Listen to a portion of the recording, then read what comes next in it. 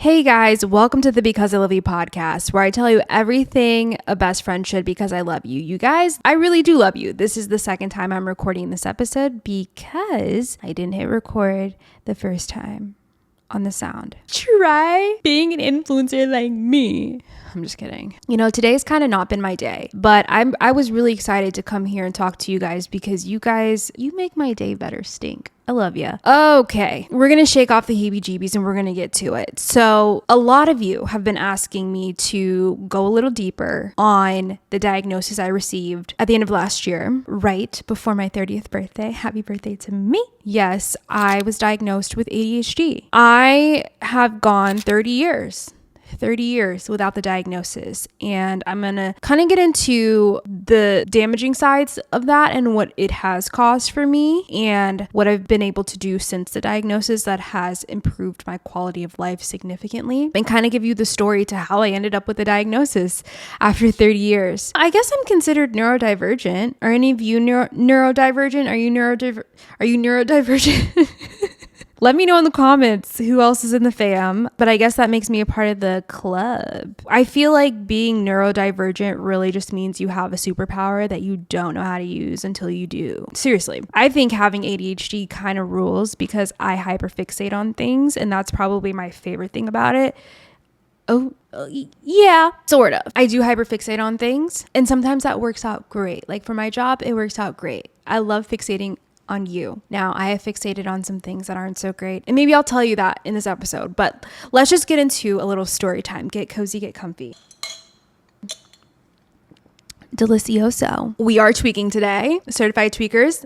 Yeah. So I'm going to be honest. ADHD never seemed like a possibility for me, okay? I didn't have the real definition of ADHD though. The definition of ADHD that I had was basically the certified tweaker version where you're like, I can't focus on anything. I'm like a squirrel. That is so not realistic, okay? That's not how ADHD people are. Maybe children might present that way, but no, that's never been me. But I thought that was the definition. Now I know that's not. That was a misconception. That's what Hollywood puts in front of you, right? The best way that I can describe how my life has felt without the diagnosis is ADHD felt like when you're in a dream and you're trying to punch something and you just like fall and you can't hit your target, but you're like, I'm gonna hit it, I'm gonna punch it, and you just can't do it. You just can't execute the way you want to execute, and it's really frustrating, but it's like trying to fight in a dream. That's what ADHD felt like for me. For most of my life, I've felt like I have been fighting myself. I felt like I have to trick myself into doing things. I still do, but I just thought that was normal. Like you have to kind of like convince yourself to do things. I feel like I don't normally want to do anything. So most of my life is bribing myself to do things. That's always felt complicated to me. Because I know that I'm like this, I have worked relentlessly on developing structure. I'm very self-disciplined. You guys know that, especially if you follow my YouTube channel. Most of the stuff I talk about is about self-improvement, improving your life, creating routines and structures and processes in your life to make you better. So I've really been doing this for myself, which is the only reason I can speak to it for anyone. That doesn't mean it hasn't been exhausting. It doesn't mean I don't feel like every day I've got like a fucking anchor around my ankles. Like it still feels hard. But again, I didn't know that wasn't normal. I can remember feeling like this in high school. I just felt like things were unnecessarily complicated. And I couldn't put my finger on why that was. I just felt like this is too much. And my response as a high schooler was, I'm okay with being mediocre and I'm gonna strive to be mediocre. And I was mediocre. I was friends with everybody, but when it came to academics and how I pushed myself, I was kind of mediocre. I wasn't like the best at anything. I was just floating. And I was happy with that. I really was, because it didn't cause me too much stress. And I knew that if I wanted to be the best at things, that I would have to fight myself even more. I understood that at a very young age, again, because I just didn't have the diagnosis. So So I was like, I'm not going to put myself in a situation to try to be the best when I feel like I don't know how to even like not fight myself so that I can be the best, if that makes sense. But I've always had the potential. That's the thing. I just didn't know how to work with my brain. Now, fast forward to college, I kept that mediocre attitude. Okay. I really didn't try hard, but now the difference is I lost that forced structure that I had. So in high school, what I mean by forced structure is like when you have to be at school from 9 to 3 or whatever, that is forced structure. Places in your life where you don't have to make the decisions, you just have to show up and do what you're told. That worked for me. That's why I was able to get by with ADHD for so long. And this is something my doctor explained to me, especially in women. She was telling me that we can mask enforced structure even better than we could in other senses. And so when I got to college, that's where it got a little more complicated, because now I'm being presented with the option of I could go to class or I could sleep in. I didn't have forced structure, even though technically it was forced because that tuition money, okay, get your ass up. But I wasn't. I was fucking around and I found out. And so first semester of college, I get a letter in the mail that's like, hey miss girl, you are going to be on academic probation if you don't get it together. You have like another semester to figure it out. And I'm like, oh shit. Okay. They were serious. This college is not a party.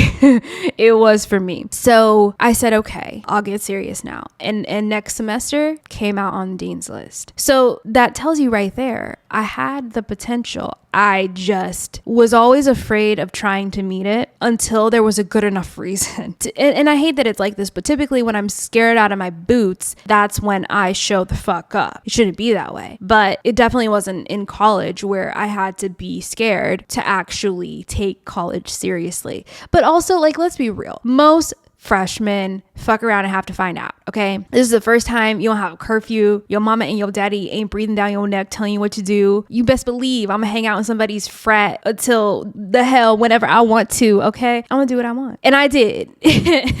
And that had consequences. So I had to create a structure and routine for myself. And that's kind of my first memory of having to be like, okay, how can you be successful, Bria? Because for whatever reason, this is too hard for you. And it took some trial and error. I was like, okay, let me study in my room. Nope. Took a nap. All right, I'm gonna have to go to the library. I hated that library. The dim lights, stupid freaking fluorescence. Like I can literally smell the stale books. I love libraries, support your local library, but I hate studying in them, okay? Especially the old ones that like don't have natural light. That was the library that we had. And so I was trying to force myself to go to this library because I knew I couldn't study by my bed. That was part of my forced structure that I had to create, right? But it got the job done, okay? Because I was like, listen, I want to get the hell out of here. So don't nobody talk to me. I'm going to study for the next whatever. Fast forward to being an entrepreneur and I have to create even more structure in my life and I don't have the tools. I don't have the knowledge to do it. And this was in the era where every influencer was like, here's my morning routine. I start with lemon water. And I'm like, okay, let me copy paste what these girls are doing because I want to be an influencer that's successful. However, none of that shit worked for me. None of it. There's not enough lemon water in the world. So my early days of being an entrepreneur are kind of, I don't know, they were great, but also I feel like I was so hard on myself. I still am. But I really was just like, okay, we have to figure this out. Like, why can't you just do this thing? And it created a lot of like avoidance and procrastination because I felt like I was always fighting myself, but I knew that I had this potential and I just wasn't meeting my expectations. So over the years, that's never really been solved. It's just kind of gotten better in some situations. In other cases, like, I don't know, it just really depends on the time of year, but it's fluctuated where I feel like this is a better time of year for me. I'm doing great. And then not, you know what I'm saying? But I never felt like, oh, I really figured myself out. Little did I know there was not going to be enough self-help books or routines in place to help me until I understood that I had ADHD. I had to structure my brain a little bit differently. And I didn't have that knowledge yet. So I had a few more years of fighting myself. Okay. Now, fast forward forward to last year, 2023, where the big show, the big depressive episode happens. And while that was like the worst time of my life, it was the best thing to happen to me. And this is why. The reason I got depressed in the first place was because I was not meeting my expectations. I knew I could do more. I knew I had so much in me. I was full of the desire to do this job, to be better, and I just could not meet my own expectations. And this is outside of the algorithms and the numbers and the likes and the views. This is different. That stuff pisses me off too, but that is not always in my control because all I can do is show up. And the thing is, it was different. I couldn't show up in the way that I wanted to, and I could not figure it out. I still don't have the words for what the hell was going on, but all I could tell you was, again, it felt like I was just in a dream trying to fight. I knew I wanted to punch and I just kept missing. You can imagine that, like, constantly not meeting your expectations leads to frustration. Frustration then leads to depression. If you continue to think you're letting yourself down, you start to lose trust with yourself. And I think from there, you lose confidence in yourself. And I have never in my life not trusted myself until last year, where I was like, no, I can't do it. I can't do it. So me not meeting my expectations, coupled with me seeing my friends in the industry who we kind of started at the same pace, they're taking off. I'm being crop dusted. It's hard and it's real. And it's not a jealousy thing because the first thing that I said in those situations was, what's wrong with me? Why am I not doing a good job? Like, why am I constantly not meeting my expectations? Why am I failing? Like, I'm such a fuck up. The self-talk was so bad. And when you start talking to yourself like that, you lose. You lose because from there, you will continue to criticize yourself and berate yourself instead of meeting yourself with love. And it's honestly like low-key hard for me to talk about this because like I was so mean to myself. I've never once blamed anyone for my lack of happiness and my lack of accomplishments and success. I've never blamed anyone but myself because I'm the only one that can get me there. And I understood that. So in those moments, I was my biggest my biggest enemy because I was mad at myself. It was honestly like a snowball effect of self-loathing. Just every day, how can you hate yourself even more? Because I was just angry. I was angry at myself when it was really just me not knowing how to work with my fucking brain, yo. Everything finally just came to a head. And because of the consistency and not meeting my expectations, I went into a full-blown depression. The bedridden depression, the put 15 pounds on depression, which doesn't make anything better. But I lost faith in myself. I lost confidence in myself. I mean, if you go back to my YouTube channel during that time of the year, like I was making videos about how I was just like fucked up, okay? And I was just keeping it real. Like I didn't want to create, and like that was scary to me because this is all I want to do. Like literally, this is my favorite thing to do, and I didn't want to do that. So that says a lot. But I got to that place, that very scary, dark place, and eventually there had to be a conversation. I was like, we're gonna need the meds. And mind you, I was anti-med. I became team med when I got that bad. I'm just going to keep it a little light for the internet. The meds were necessary. You do the math, you fill in the blanks. It was too much. I was running in place. I was burning out when I tried to push through it. I don't even know. It was just like every day felt like there were bricks on my chest. Seriously. Last year was a character development year. And I say that all the time because that's a nice way of me putting it, but it was just not a good year, but it was such a necessary year. So anyways, I became team med. I get tested for depression and anxiety and score off the charts. Mediocre in high school and college, and now I'm exceptional. Thank you. Passing with flying colors. So they give me my options for meds, and I'm like, cool. Well, they wanted to put me on this one. I'm not going to name medications because I don't want to influence you guys when it comes to medications. I think you need to talk to your doctors, but you'll probably be able to piece some things together. Anyways, they offered me a medication at first that would zap my libido and possibly make me gain gain weight. And I'm just going to keep it real with you. I already put on 15 pounds. I'm 5'3". I was like, if this gets any worse, I'm going to lose my shit. Okay. It's one thing when you put on weight and you're happy about it. I wasn't fucking happy about it. And my pants were all busting at the seams. I had no clothes to wear. Literally was Regina George sweater the only thing that fits me. Like, that was really me. I'm like, no, if I gain another fucking pound, like, I don't know, it is going to be the end for me, because I was just in such a bad place. I was so low. It's just like having any more issues. And I really, really was down about my appearance at the time. So if I had to deal with any more appearance issues in the midst of having a camera job, it was too much. So I said, no, like, is there something I could take that, one, is not going to make me gain weight? That was important to me at the time. And the other thing was, I would love to have a libido if you're going to let me. I would just love a sliver of like some happiness and pleasure. So she changed the medication she initially offered me to something else, but I don't do stimulants. So we landed on something that would work for me. And I started taking that. A couple weeks in, I will never forget the day my ADHD meds kicked in. Okay. Because I was so depressed, I had like all these PR boxes in the office. Like, it was to the ceiling. I just hadn't opened them because #depression. Okay. But it was like 7:00 one night, and I will just never forget. I was like, those boxes have to fucking go. Like, it was my purpose and my mission in that moment to figure it out. So I immediately went into the office at 7. I started opening every single box. I took all the products out, lined them up, organized them, put them away, broke down all the boxes. I cleared out PR that had been sitting in that office for 6 months. 6 months. And I did it in 2 hours. I was like, oh, I think the bitch is back. That was kind of like the first indicator of me getting myself back. And slowly from there, I was like, okay, if I'm going to do medication, because I was anti-med, but if I was going to do medication, we were really going to fucking do it. I was going to utilize medication to become the baddest bitch. Okay. I was going to utilize medication to get myself not only up, but better than I've ever been.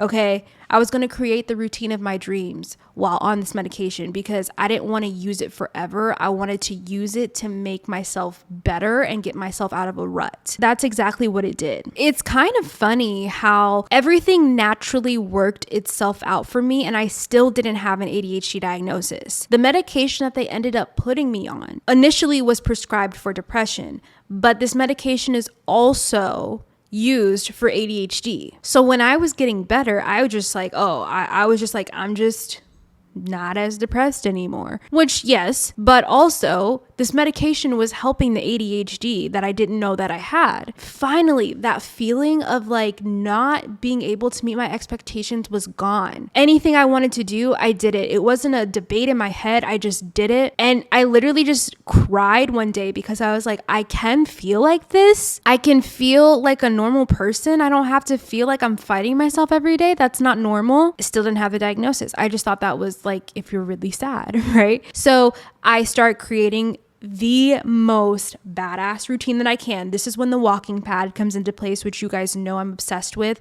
I lost 10 of those 15 pounds on that walking pad just by walking 1 to 2 hours every day while I work. But little did I know that walking on the walking pad while working was so ADHD friendly. No wonder I loved doing it. I was like, why doesn't everybody do this? People were like, oh, that's too hard. Like, that's complicated. Can you work and walk? I'm like, absolutely. It was great for me. It like tickled my brain in a way that felt so good. And it really was the only way that I could focus on my work. Still didn't know I had ADHD. So now I'm thriving. I'm fitting in my clothes again. I'm getting shit done. I'm feeling like myself. I'm not procrastinating anymore. Like, things are going so well. I go to my checkup with my PCP and she's like, how are the meds doing? Even she did not prescribe me those meds, a psychiatrist did, but she was just asking like, how are you doing? And I told her, I don't remember what I said, but I just remember looking at her and she kind of had this look like she was listening, but she was like, okay. So I was like,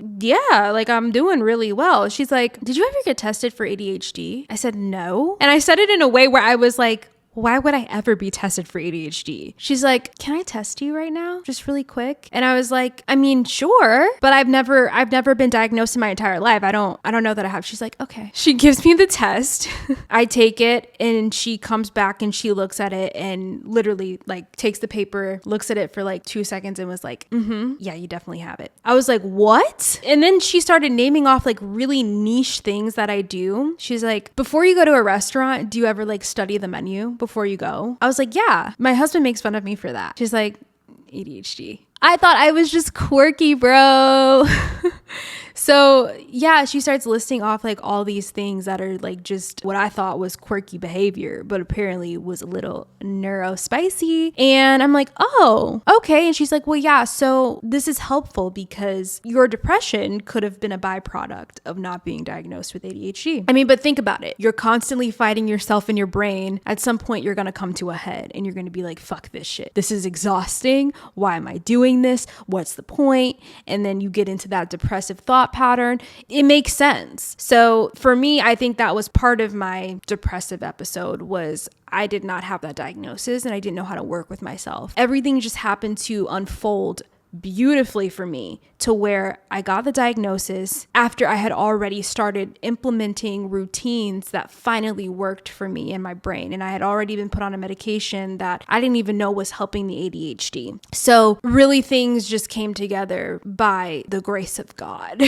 Women are also really good at masking. Neurodivergent women we're better at masking. We're better at that. So it was easy to get by for me because I presented like I was good. But again, every time I had to create that structure, when I didn't have forced structure, I felt like these were really difficult times in my life. And now we know why, okay? Now having the diagnosis has allowed me to look more into ADHD friendly things that work better for me. Also, I'm not gonna lie, the For You page did tell me I had ADHD before the diagnosis. I literally would get all these videos. It's like some girl dancing and like pointing to all the symptoms, and I would like send them to AJ like, LOL me, LOL, like I got 10 out of 10 on this one. And I just thought it was funny. They were trying to tell me something. This is another reason why TikTok can't get banned. How are we going to get diagnosed? We don't need WebMD. We just need the For You page. But I think some of my more like traditional ADHD symptoms are when I'm excited, I definitely cut people off. I have really practiced that over the years because I've noticed that I do it and I try to talk slower and let people finish. I'm also hyper talkative. I didn't know that was part of ADHD, but it makes sense why I have a podcast and I can talk to myself all fucking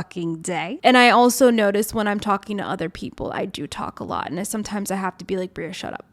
Yeah. I have, quite a few little cute quirks that are ADHD spicy, but there are so many people who also experience things like this and they're thriving. It really is just a matter of learning about your brain and learning how to accommodate to what your brain needs. I don't see it as anything that can inhibit you unless you let it. But the reason I wanted to make this episode is because I just wanted to be like a validation to some of you that if life feels unnecessarily hard, there's probably something going on and you should look into it. Just in my experience, I can tell you that this diagnosis improved my quality of life beyond what I thought that I could have. I have never known that I could operate like this, and it's not in like an Adderall machine way. It's literally just like I feel like what I think a normal person feels like, and that feels good. Okay. So it's helped me rebuild confidence in myself. It's given me the motivation to like continue creating and be innovative and try new things like what we're doing here. You know what I'm saying? Like it's just been really such a blessing. And I never thought that I would say that. And I also never thought that I would be on ADHD medication, but here we are. And I don't know that I'll be on it forever. I really don't. I don't think I will. My goal with medicine was to get to a place where I felt stable and like I could, take the training wheels off. And I feel like I'm getting to that place relatively soon. I haven't even been on this medication for a year, so we'll see what happens. But also if it doesn't work, it doesn't work, and I'll go back on it. Like I just have a different view of medication now that I've seen my quality of life change. And this is on top of having a really good lifestyle, clean eating habits, working out. Baby, I was checking all the boxes before that too. So don't bring that argument because I just hate when people belittle the fact that like I've been trying so hard. I really was trying so hard. And I had all the things in place, but that just wasn't what I needed. I needed other things. And now we have that. So I don't know. I'm curious to know if any of you have been diagnosed late in life with anything. I've seen quite a few people being diagnosed with autism in their adulthood, and I would love to hear more about any of you who may have experienced that. I'm sure it's a little bit different than ADHD, but I would just love to hear your neurospicy stories and how you're working with those and working around them, especially in adulthood. So thanks for tuning in, guys. This was really fun. Let me know if you have any questions about ADHD stuff. I'm only one person, but let's chat in the comments. Anyways, be sure to share this, like it, all the things that help our podcast grow, and I'll see you next week.